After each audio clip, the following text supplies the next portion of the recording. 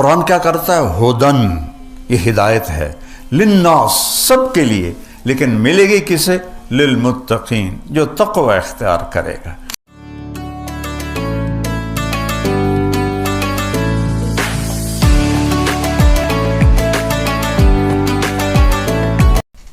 الذی انزل فیہ القرآن، قرآن کیا کرتا ہے؟ ہدن، یہ ہدایت ہے، للناس، سب کے لیے، لیکن ملے گی کسے؟ للمتقین، جو تقوی اختیار کرے گا، جس کی یہ چند صفات ہیں، اور ہر جگہ تقوی کو مختلف معنوں میں اللہ تعالیٰ نے بیان کیا ہے۔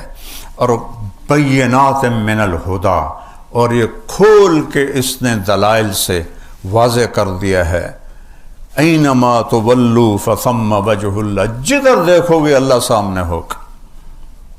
سنریہم آیاتنا فی الآفاق وفی انفسہم حتی یتبین لہم انہ الحق، اس کائنات میں، کائنات کے علاوہ تمہارے اپنے اندر، وچے بیڑے وچے جھیڑے وچے ونج مہانے ہو، سلطان باہو صاحب کا آدھا شعر پڑھا ہے میں نے، کہ کائنات میں اور تمہارے اندر وہ کچھ دکھاؤں گا کہ پکار اٹھو گے اللہ ہے، اللہ حق ہے، اللہ حق ہے۔ تو روزے سے تقوی آتا ہے، اور تقوی سے قرآن ملتا ہے۔ اور ایک اور چیز عجیب اچانک دماغ میں آ گئی، اللہ کہتا ہے یا بنی آدم، یہاں خطاب سارے انسانوں کو ہے، جسے وہاں ہدی للناس تھا۔ قد انزلنا علیکم لباسا یواری سواتکم وریشا ولباس التقوی ذالک خیر۔ اللہ نے ہمیں دو چیزوں سے بنایا ہے، ایک جسم ہے، ایک روح ہے۔ تو پہلے اللہ تعالیٰ فرما رہا ہے کہ اے آدم کی اولاد، مسلم غیر مسلم، عورت مرد، تم مانو یا نہ مانو، ہم نے تم پر لباس اتارا ہے۔ یہ اپیرل نے نہیں بنایا، ہم نے اتارا ہے لباس۔ یہ کیا کرتا ہے؟ یواری سوآتکم، تمہارے جسم کے عیب چھپاتا ہے۔ اچھا، ستارہ بھی چھپانے کو کہتے ہیں، ڈھانپنا۔ تو یہ اوکھا لفظ کیوں اللہ لایا ہے؟ ستارہ چھوٹا لفظ ہے، یواری بڑا لفظ ہے اور مشکل لفظ ہے۔ ستارہ ہوتا ہے اگر میرے گھٹنے سے نیچے تک نکر ہے، ٹھیک ہے، اور یہ میرا یہاں تک پیٹ ڈھکا ہوا ہے، بازو کھولے ہیں، پنڈلیاں کھلی ہیں، تو ستارہ کا مطلب وجود میں آ گیا۔ تو اللہ نے ہمیں ادھورا نہیں کپڑے پہنائے گا۔ یواری کہتے ہیں کسی چیز کو اس طرح چھپا دینا کہ نظر ہی نہ آئے۔ تو اللہ نے کہا یواری، ہم نے تم پر لباس کو اتارا جو تمہیں چھپا دیتا ہے تمہارے سارے عیبوں کے ساتھ۔ ننگے ہونے میں کوئی حسن نہیں، اللہ کی قسم۔ مغرب کی عورت ننگی ہوئی بے قیمت ہو گئی، ٹشو پیپر ہو گئی۔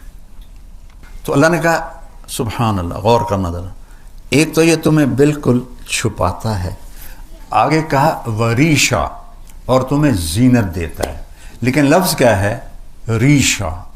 ریشا زینت کو نہیں کہتے، ریشا پر کو کہتے ہیں، پرندے کے پر کو۔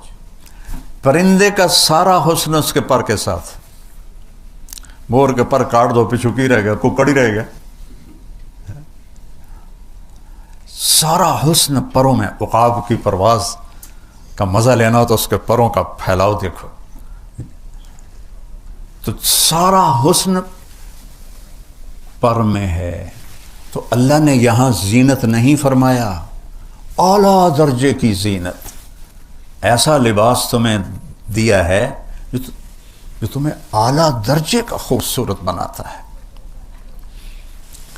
یہاں تو جسم آ گیا، اب آگے آ گئی روح۔ روح کو کیا پہنانا ہے؟ اس کو بھی تو پہنانا ہے۔ جسم ننگا ہو تو کہیں جا سکتے ہیں؟ یورپ کی بے حیا معاشرت ہے، وہاں پورے بیچ ہیں، وہاں صرف ننگے مرد عورت جا سکتے ہیں، کپڑے والے جا ہی نہیں سکتے۔ جب آدمی قرآن سے، اسلام سے ہٹتا ہے تو جانور بن جاتا ہے۔ تو اللہ نے کہا میں نے تمہیں ایک جسم کو لباس دیا ہے، اس سے تو تم ایک دوسرے کو اچھے نظر آ رہے ہو، لیکن روح کو لباس تو یہ کرتے، یہ ویسٹ کوٹیں، یہ پگڑیاں، یہ تو روح کو نہیں پہنچتی، یہ ویسٹ کوٹ، یہ بوٹ، یہ جراب۔ تو اللہ نے کہا تمہاری روح کے لیے لباس بنایا ہے، چونکہ ننگی روح بھی اللہ پسند نہیں کرے گا۔ جیسے اگر تم ننگے ہو تو کہیں جا سکتے ہو، تمہیں اگلے چھوٹے مار کے اندر بھگائیں گے۔ تو میرا اللہ کہہ رہا ہے تو میں تو تیرے جسم کو نہیں دیکھتا ہوں، مٹی ہے، میں تو تیری روح کو دیکھتا ہوں کہ وہ میرا امر ہے، اس کا علم دیا ہی نہیں۔ قل الروح من امر ربی، میرے محبوب کہہ دو بس میرا امر ہے، تو اسے بھی تو لباس پہناؤ نا تاکہ تم مجھے خوبصورت نظر آؤ۔ تو وہ کیا ہے؟ وَلِبَاسُ التَّقْوَى، اور پھر وہی لے جاتا ہے ذَلِكَ خَيْرٌ، اور جو روح کا لباس ہے وہ تقوی ہے۔ اس کا ننگا پن کیا ہے؟ سب سے بڑا ننگا پن کفر ہے۔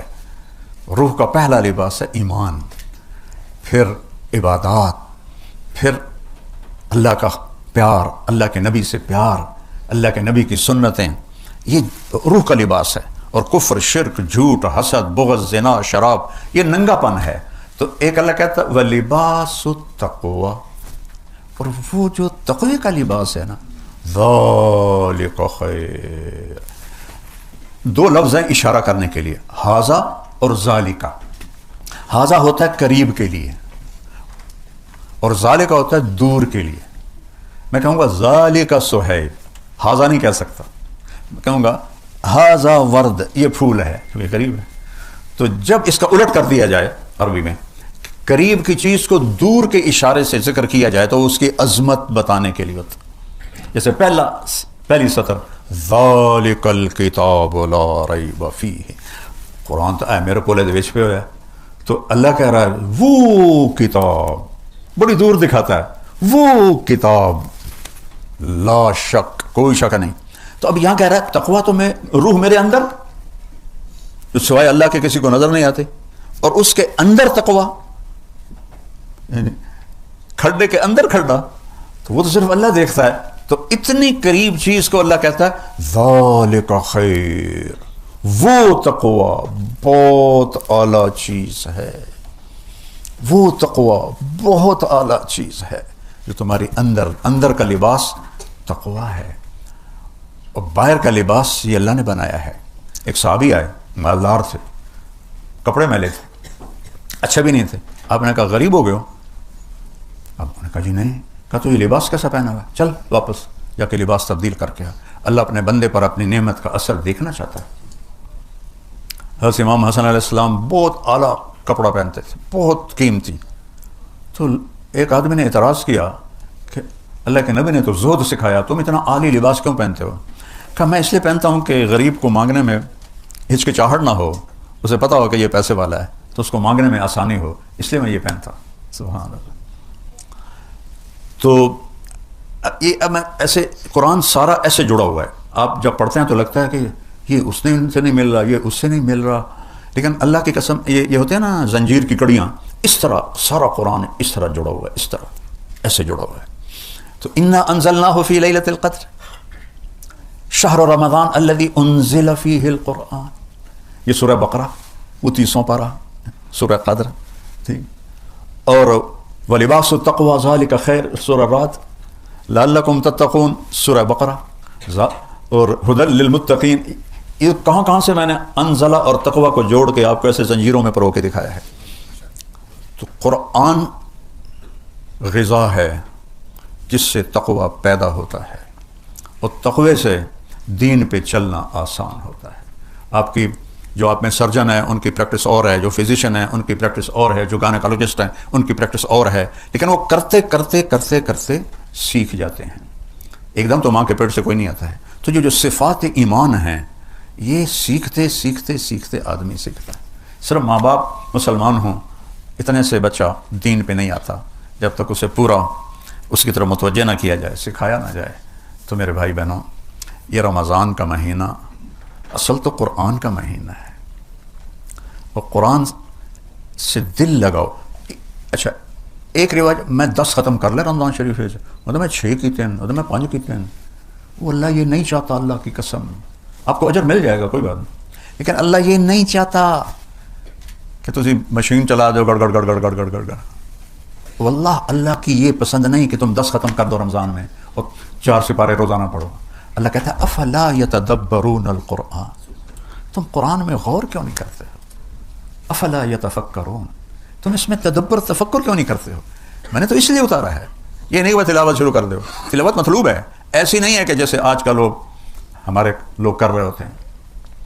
ایک آیت پڑھو. حضرت عبداللہ بن عمر فرماتے ہیں ہم 10 آیتیں سیکھتے تھے اللہ کے نبی سے، اور جب تک اس پہ عمل نہیں ہوتا تھا آگے نہیں چلتے تھے.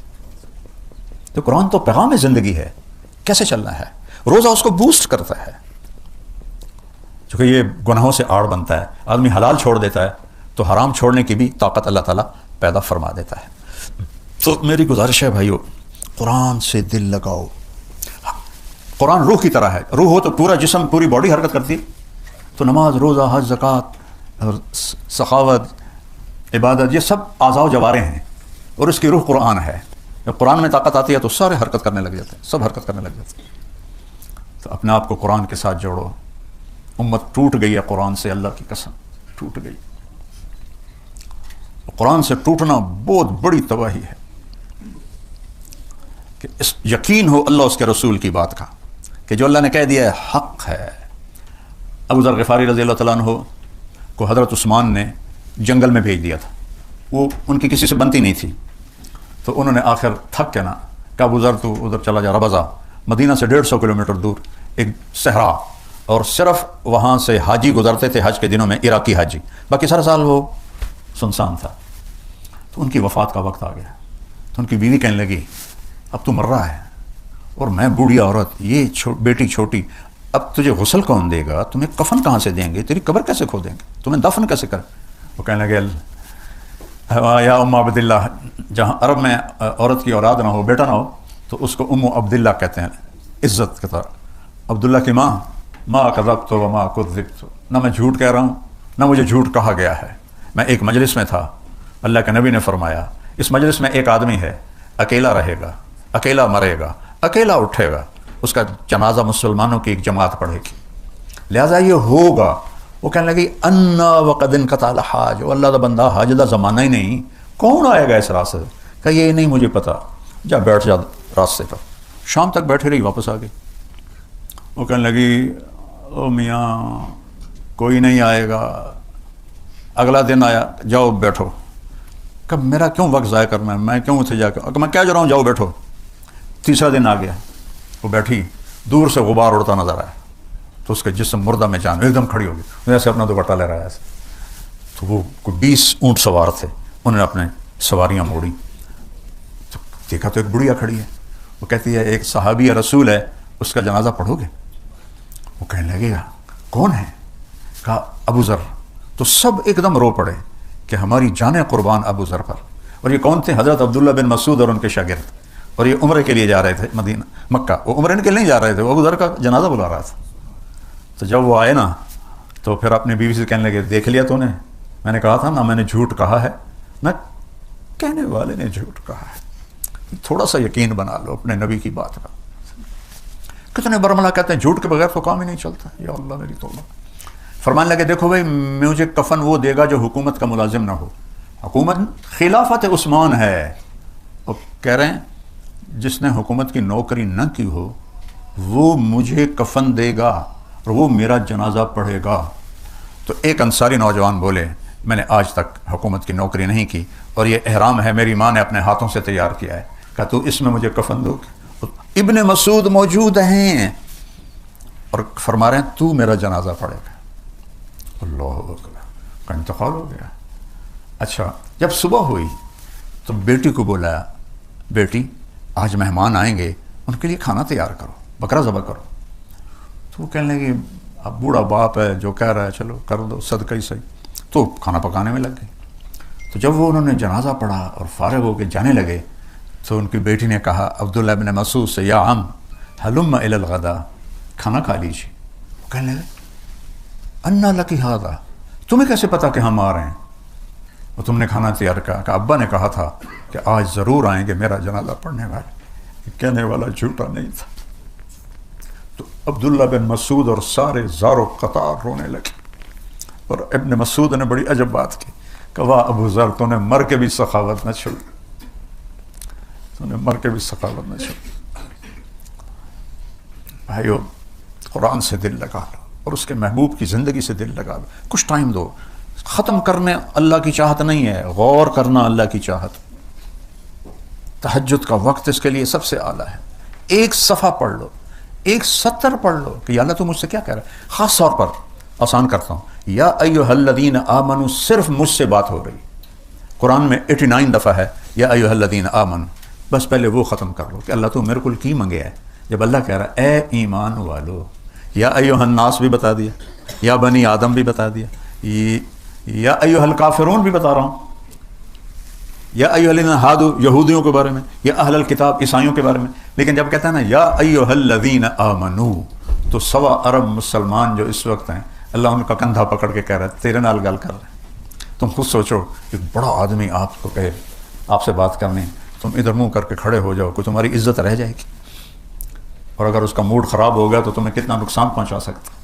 شہنشاہ اعظم یہاں سے ہاتھ میرا کندھا پکڑ کے کہتا ہے طارق جمیل تو ایمان والا ہے، میں تجھ سے بات کرنا چاہتا ہوں۔ ایمان والا ہے نا زینب، تو ایمان والی ہے نا، میں تجھ سے بات کرنا چاہتا ہوں۔